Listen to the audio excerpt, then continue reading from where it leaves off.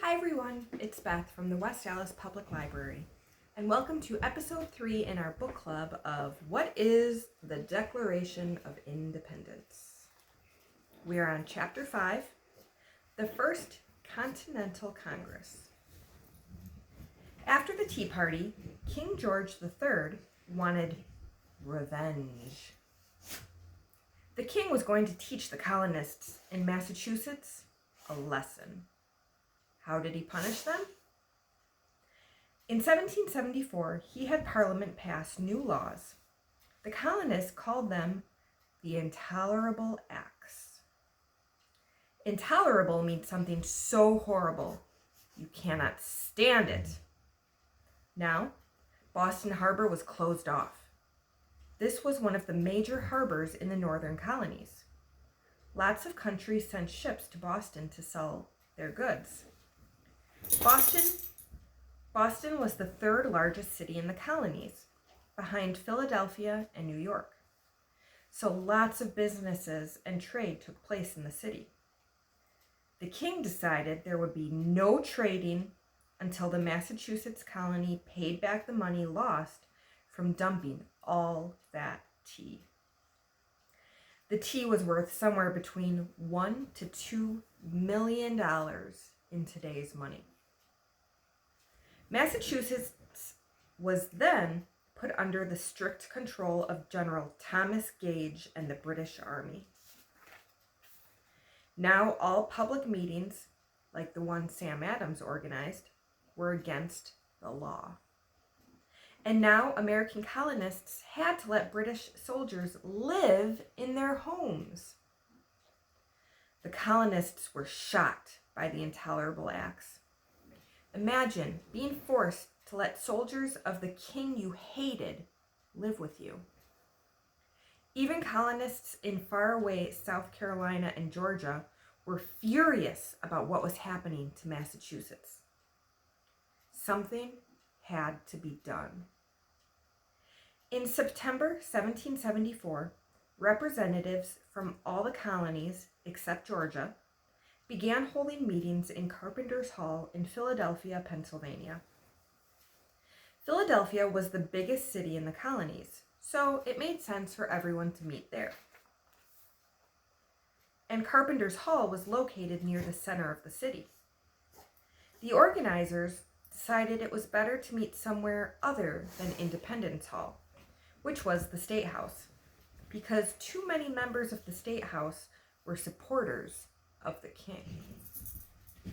The colonists wanted to decide how, as one group, they should fight back against King George. The meetings lasted 2 months and became known as the First Continental Congress. A Congress is a meeting where people come to decide important questions of politics and law. Of the 56 men who attended, some were already well known for their hatred of British rule. Sam and John Adams of Massachusetts, and Patrick Henry, Richard Lee, and George Washington, all from Virginia, were there. Some representatives wanted to split from Great Britain completely. They wanted to govern themselves and create their own laws. Others hoped to make peace with Great Britain. In the end, they reached a middle ground. A letter was sent to King George III and asked for the colonies to be represented in Parliament. So they wanted to stick with Great Britain. They just wanted someone from the colonies represented in Parliament. Sam Adams thought asking this was a total waste of time. Others, like Adams' cousin John, thought it was worth trying. The letter also asked for an end to all British taxes on the colonies, for Boston Harbor to be reopened, and for all British troops to leave the colonies immediately. During the Congress, the colonists also agreed to boycott all British goods for 1 year to try to show the king how serious they were about the demands in their letter. The letter was delivered in November 1774. By January 1775, there had been no answer from the king or Parliament. Ben Franklin was in London at the time. He noted that the letter was presented in Parliament with a heap of others, but not much attention was paid to it.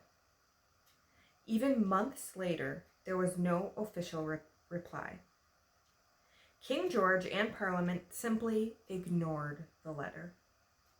By saying nothing, the king was saying a lot. This pushed the colonists further down the road to war. After the First Continental Congress, militias were formed in every colony. A militia is a volunteer army that agrees to fight when needed. The delegates wanted to be sure that every colony was armed and prepared if the time came to fight the British. The First Continental Congress ended in October 1774, with delegates agreeing to meet again the following year. Chapter 6.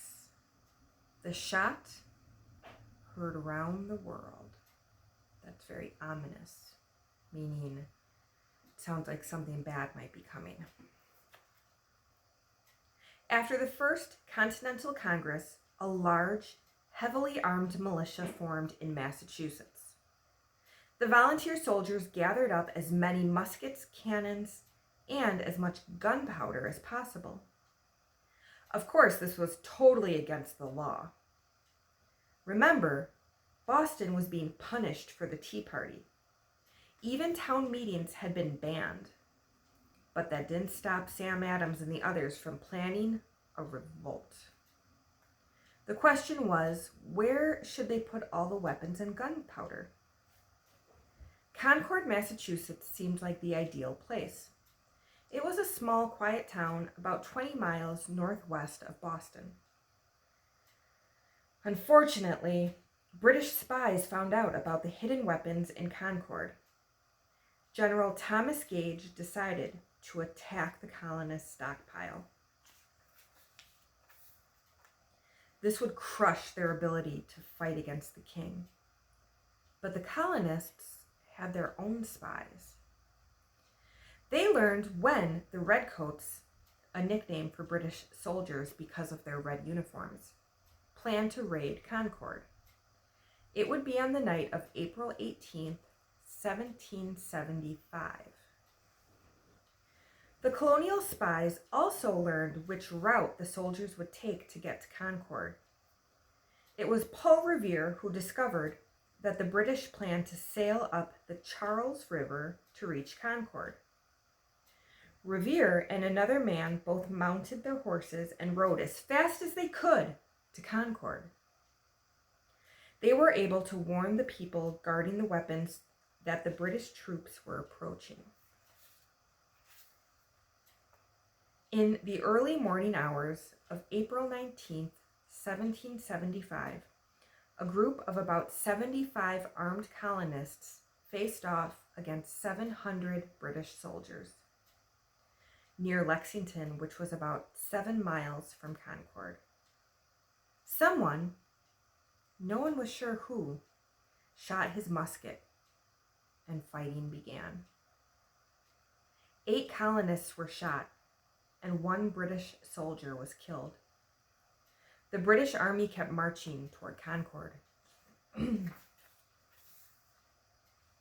What do you think the British Army found there? Nothing. Because of Paul Revere's warning, all the weapons in Concord had been moved. The Redcoats were so angry they burned down many houses and shops. Then they headed back to Boston. But on their way, the British soldiers ran into trouble.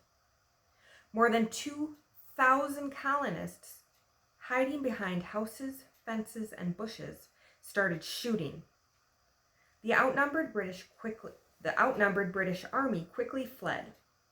Even in Lexington, where more British soldiers joined the fight, the colonists proved to be too strong, and the British ran for their lives. This was the first real battle in what soon turned into war. All right, that's where we'll stop for today. We'll pick up tomorrow with The King Must Go. So don't forget, sign up for our summer reading program, and I will see you tomorrow for the next episode in our book club of What is the Declaration of Independence. Bye.